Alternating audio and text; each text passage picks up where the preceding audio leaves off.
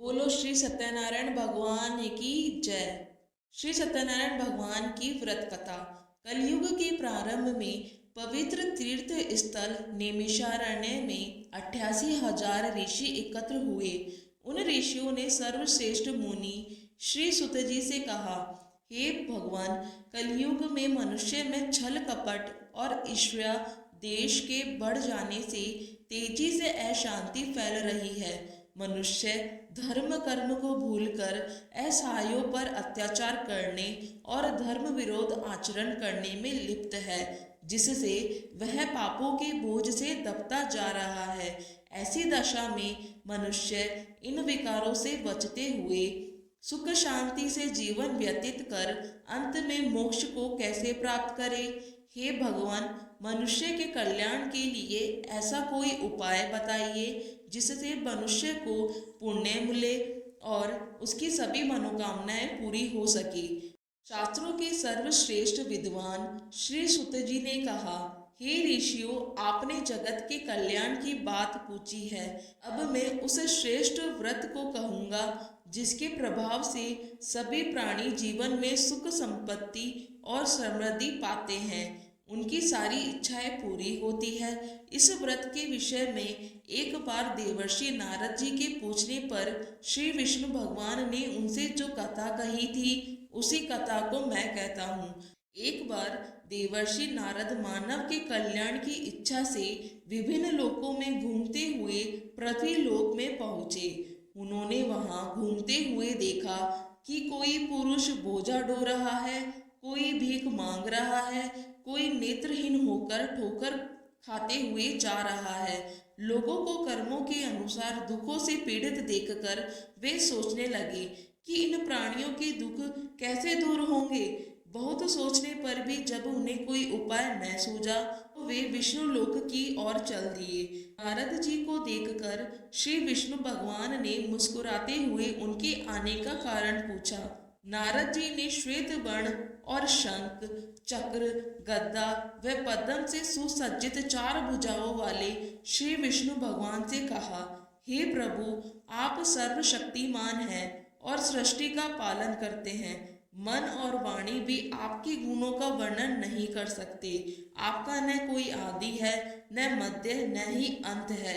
आप सृष्टि के कण कण में विद्यमान हैं और अपने भक्तों के मनोरथ पूरे करने वाले हैं। मैं आपको नमस्कार करता हूँ।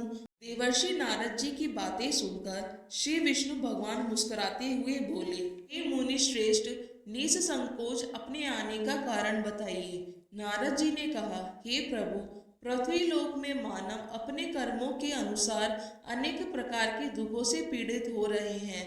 हे तीनों लोकों के स्वामी, मुझ पर कृपा करते हुए उनका दुख दूर करने का उपाय बताइए। इस पर श्री विष्णु भगवान बोले, हे नारद, अब मैं ऐसा व्रत बता रहा हूँ जिसे करने पर विश्व के सभी स्त्री पुरुषों का पापों से मुक्ति मिलेगी, उनकी निर्धनता दूर होगी और वे सुख संपत्ति के साथ आनंद पूर्वक जीवन यापन करेंगे। सारे प्राणियों के कष्टों को नष्ट करने वाला व्रत है श्री सत्यनारायण भगवान का व्रत। श्री सत्यनारायण भगवान के व्रत का पूर्णिमा और संक्रांति के दिन विशेष महत्व है।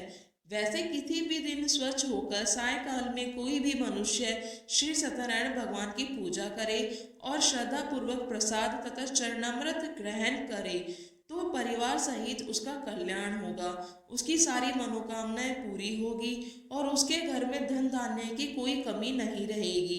कलयुग में मनुष्य के मोक्ष का यही एकमात्र सरल व उत्तम उपाय है। श्री सुत जी ने कहा, हे ऋषि मुनियों, अब मैं आपको उस निर्धन ब्राह्मण की कथा सुना रहा हूँ जिसने श्री सत्यनारायण भगवान का सबसे पहले व्रत किया। इस व्रत को करने से उसके सभी कष्ट दूर हो गए थे। आप सभी उसकी कथा ध्यान पूर्वक सुनो। प्राचीन काल में काशी नगरी में शतानंद नाम का एक ब्राह्मण रहता था। भिक्षा मांगकर वह अपना जीवन यापन कर रहा था। भिक्षा नहीं मिलने पर उसे भूखे पेट ही सोना पड़ता था। उसकी ऐसी दशा देखकर श्री सत्यनारायण भगवान एक दिन उस ब्राह्मण के समीप एक वृद्ध व्यक्ति के रूप में पहुंचे। उन्होंने उस ब्राह्मण से पूछा, हे विप्र, तुम इस प्रकार कष्ट सहते हुए कैसे जीवन यापन कर रहे हो? यह सुनकर ब्राह्मण बोला, हे मित्र, मैं बहुत गरीब ब्राह्मण हूँ। आय का कोई साधन न होने से भिक्षा मांगकर किसी प्रकार अपना जीवन यापन कर रहा हूँ। यदि आप मेरी निर्धनता को दूर करने का कोई उपाय जानते हो तो कृपा करके बताएं। तो वृद्ध व्यक्ति ने कहा, हे मित्र, श्री सत्यनारायण भगवान की पूजा करने, उनका व्रत करने, व्रत कथा सुनने और प्रसाद ग्रहण करने से तुम्हारी गरीबी अवश्य ही दूर होगी और तुम्हारी सारी मनोकामनाएं पूरी होगी। ब्राह्मण को व्रत का विधि विधान बताकर वृद्ध व्यक्ति रूपी श्री सत्यनारायण भगवान वहां से चले गए। निर्धन ब्राह्मण ने वृद्ध व्यक्ति द्वारा बताए गए व्रत को करने का निश्चय किया। प्रातःकाल उठकर श्री सत्यनारायण भगवान का व्रत रखने का निश्चय कर वह ब्राह्मण भिक्षा मांगने के लिए गया। उस दिन उसे भिक्षा में बहुत धन मिला। घर लौटकर उसने अपने आसपास के लोगों के साथ श्री सत्यनारायण भगवान की पूजा की और उन्हें व्रत कथा सुनाई। फिर सभी को प्रसाद देकर स्वयं भी ग्रहण किया। कुछ ही दिनों में उस ब्राह्मण की गरीबी दूर हो गई। उसके घर में धन धान्य की वर्षा होने लगी। अब वह ब्राह्मण हर माह श्री सत्यनारायण भगवान का व्रत करने लगा। हे श्रेष्ठ मुनियों, श्री सत्यनारायण भगवान का व्रत और पूजा करने से उस निर्धन ब्राह्मण के सभी कष्ट दूर हो गए। उस ब्राह्मण से श्री सत्यनारायण भगवान की व्रत कथा सुनकर अन्य व्यक्ति भी उनका व्रत करते हुए पूजा करने लगे।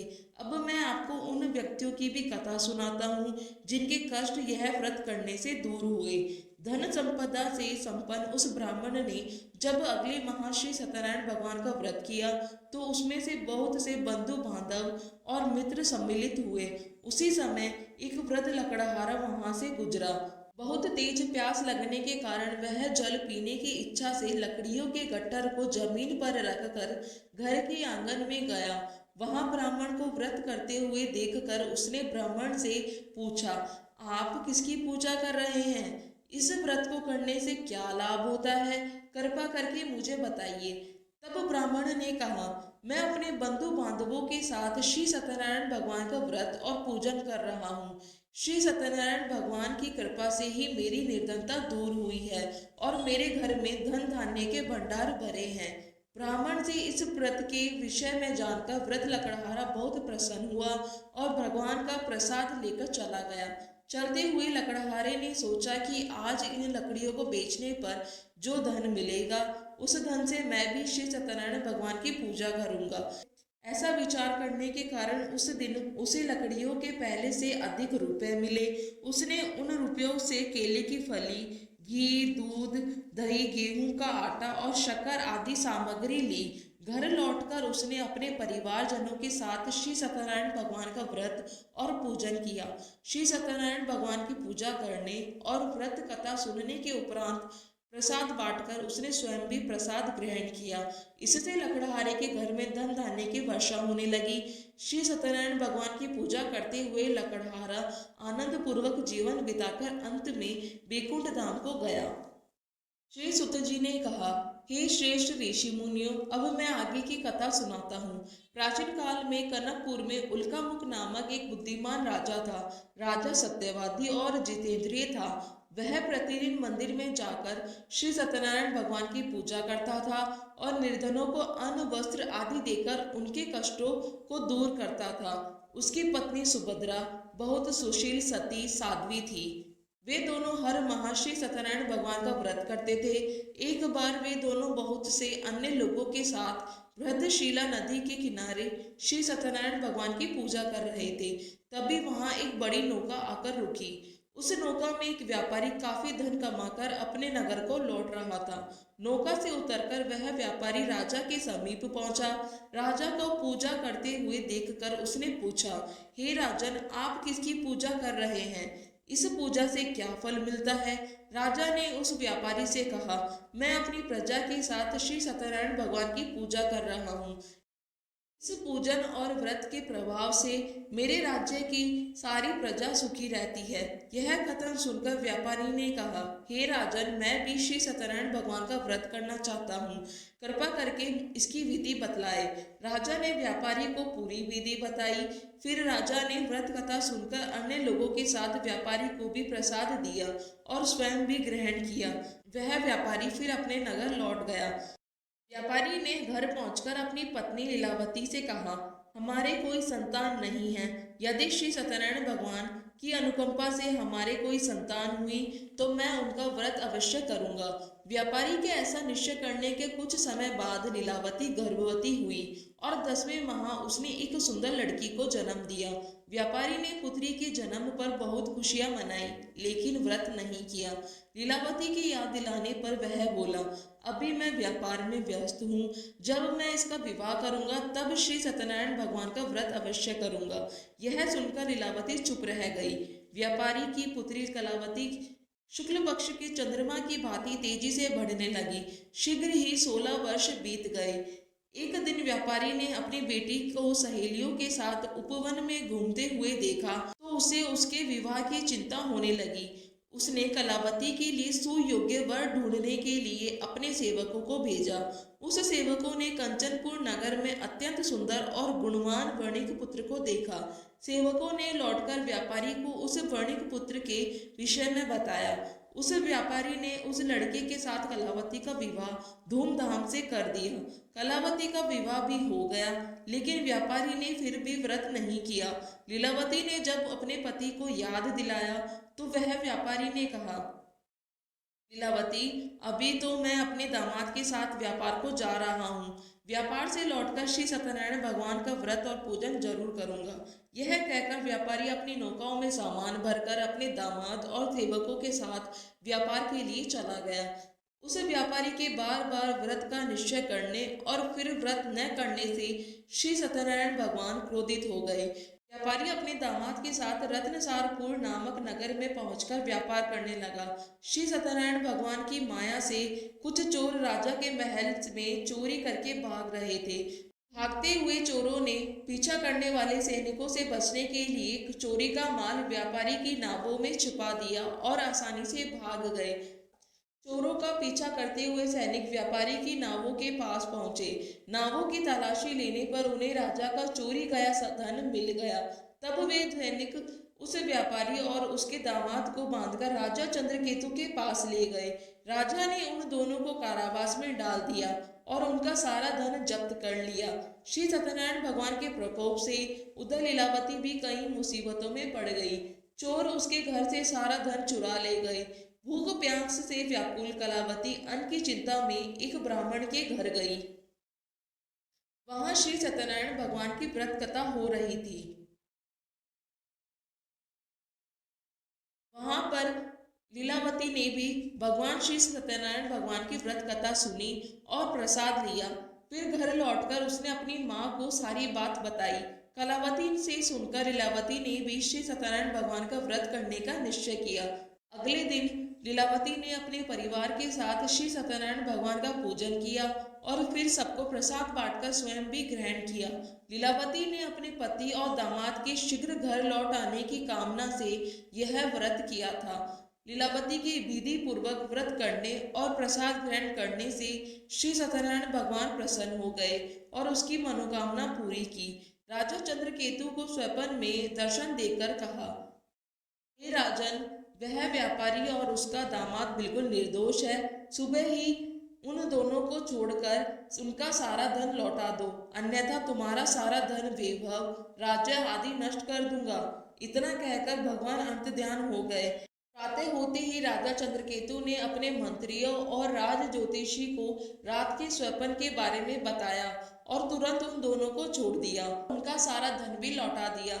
इस प्रकार से श्री सत्यनारायण भगवान की कृपा से वे दोनों अपने नगर की ओर चल दिए। श्री सुत जी बोले, उस व्यापारी ने अपने दामाद के साथ शुभ मुहूर्त में नौकाओं से प्रस्थान किया। लंबी यात्रा के बाद एक नगर के तट पर नौकाओं को रोककर दोनों भोजन करके विश्राम करने लगे। तभी श्री सत्यनारायण भगवान साधु के रूप में वहां पहुंचे। उन्होंने व्यापारी से पूछा, हे वणिक, तेरी नौकाओं में क्या है? मन ही मन यह सोचकर कि साधु अवश्य ही कुछ मांगने की इच्छा से पूछ रहा है, व्यापारी ने झूठ बोल दिया, हे दंडी स्वामी, मेरी नौकाओं में तो बेल पत्र भरे हैं। व्यापारी के झूठे वचन सुनकर भगवान ने कहा, हे वेश्या, तुम्हारा वचन सत्य होगा। इतना कहकर दंडी वेशधारी भगवान वहां से चले गए। व्यापारी ने जब अपनी नौकाओं में बेल और पत्ते भरे हुए देखे तो वह मूर्छित होकर गिर पड़ा। कुछ देर बाद जब उसकी मूर्छा दूर हुई तो वह विलाप करने लगा। तब उसके दामाद ने कहा, यह सब उस दंडी साधु के श्राप की वजह से हुआ है हमें उनकी शरण में जाना चाहिए, वहीं हमें इस विपत्ति से छुटकारा दिलाएंगे। दामाद के वचन सुनकर वह व्यापारी उस दंडी साधु को खोजने लगा। थोड़ी देर ढूंढने के बाद एक वृक्ष के नीचे दंडी साधु को देखकर उस व्यापारी ने उस साधु के चरणों में गिरकर क्षमा मांगी। दंडी रूपधारी भगवान ने कहा, हे वणिक, तेरे बार बार झूठ बोलने की वजह से ही मैंने तुझे इतना दंड दिया है। तूने बार बार श्री सत्यनारायण भगवान अर्थात मेरी पूजा करने का प्रण किया, लेकिन कभी पूजा नहीं की। तब व्यापारी ने हाथ जोड़कर कहा, हे भगवान, आप तो दीन दुखियों के कष्ट दूर करने वाले हैं, मेरी इस गलती को क्षमा करें। आपके रूप को तो ब्रह्मा आदि भी नहीं जान पाते, फिर भला मैं अज्ञानी कैसे समझ सकता हूँ। अब मैं सदैव श्री सत्यनारायण भगवान का व्रत और पूजन किया करूंगा, आप मुझ पर कृपा करें। व्यापारी की क्षमा याचना सुनकर भगवान ने उसे क्षमा कर दिया। तभी व्यापारी की नौकाओं से भरे हुए बेल और पत्ते पुनः धन धान्य में परिवर्तित हो गए। व्यापारी ने अपने दामाद के साथ अगले दिन श्री सत्यनारायण भगवान का व्रत और पूजन किया। फिर व्यापारी अपने नगर की ओर चल दिया। नगर में पहुंचकर व्यापारी ने एक सेवक को अपने घर भेजा। सेवक ने घर पहुंचकर लीलावती को व्यापारी के पहुंचने की सूचना दी। लीलावती और कलावती श्री सत्यनारायण भगवान की पूजा कर रही थी। पति और दामाद के लौट आने का समाचार सुनकर लीलावती ने पूजा पूरी की और प्रसाद ग्रहण करके अपनी बेटी से कहा, बेटी, मैं अपने पति के दर्शन को जा रही हूँ, तो घर का काम पूरा करके आ जाना। यह कहकर लीलावती चली गई। पति से मिलने की खुशी में कलावती प्रसाद ग्रहण किए बिना ही घर से निकलकर नदी किनारे पहुंच गई। उसके प्रसाद ग्रहण न करने पर भगवान क्रोधित हो गए। उन्होंने व्यापारी की नौकाओं को उसके दामाद सहित नदी में डुबो दिया। अपने पति को वहां न पाकर कलावती जोर जोर से रोने लगी। तब व्यापारी ने कहा, पुत्री, अवश्य ही तुझसे कोई भूल हुई है जिससे भगवान ने तुझे यह दंड दिया है। तब व्यापारी ने भगवान से प्रार्थना की, हे भगवान, मेरे परिवार के किसी सदस्य से कोई भूल हुई हो तो उसे क्षमा कर देना। तभी आकाशवाणी हुई, हे वणिक, तेरी पुत्री मेरा प्रसाद छोड़कर चली आई है। उसकी इस भूल के कारण ही नावों के साथ साथ तुम्हारा दामाद भी नदी में डूब गया। यदि अभी तेरी पुत्री प्रसाद ग्रहण करके वापस आए तो ही उसे पति के दर्शन होंगे और डूबी हुई नौकाएं भी जल के ऊपर आ जाएगी। यह सुनकर कलावती वापस गई और श्रद्धा पूर्वक प्रसाद ग्रहण करके वापस आई। कलावती के प्रसाद ग्रहण करके लौटते ही नौकाएं जल के ऊपर आ गई। व्यापारी का दामाद भी सुरक्षित नदी से बाहर निकल आया। घर लौटकर व्यापारी ने अपने परिवार और बंधु बांधवों के साथ श्री सत्यनारायण भगवान की पूजा की और सबको प्रसाद बांटकर स्वयं भी ग्रहण किया। भगवान का विधिवत पूजन करने से उस व्यापारी का घर धन धान्य से भरपूर हो गया।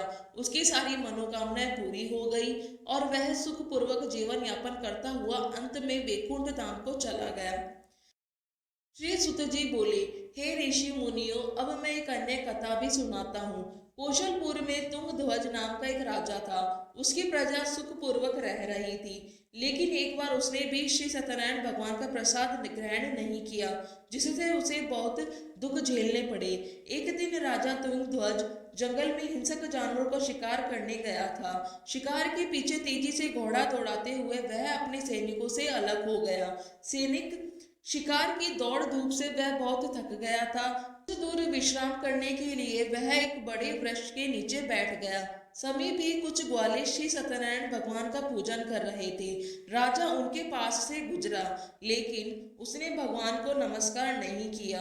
ग्वालों ने पूजा करके राजा को प्रसाद दिया तो उसने उनको छोटे लोग समझकर वह प्रसाद ग्रहण नहीं किया और घोड़े पर सवार होकर अपने नगर को चल दिया। महल के पास पहुंचते ही राजा बुरी तरह चौंक गया।